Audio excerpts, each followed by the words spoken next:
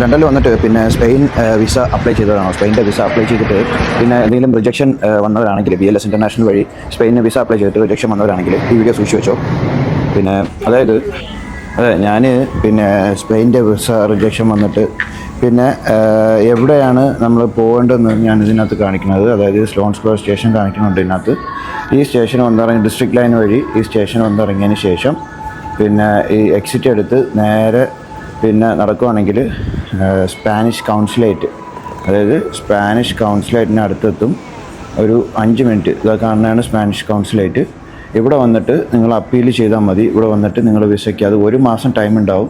ആ 1 മാസത്തിനകത്ത് നിങ്ങൾ വന്ന് പിന്നെ അപ്പീൽ ലെറ്റർ അതുപോലെ തന്നെ ബാക്കി ഡോക്യുമെൻറ്റ്സ് നിങ്ങൾ കൊടുക്കുകയാണെങ്കിൽ നിങ്ങൾക്ക് പിന്നെ അപ്പീൽ ചെയ്തതിന് ശേഷം 1 വീക്കിനകത്ത് അപ്പീൽ ഡിസിഷൻ വരും. അപ്പോൾ ഇത് ആർക്കെങ്കിലും പിന്നെ അങ്ങനെ ഉണ്ടായിട്ടുണ്ടെങ്കിൽ മാക്സിമം ഷെയർ ചെയ്യുക, സബ്സ്ക്രൈബ് ചെയ്യുക.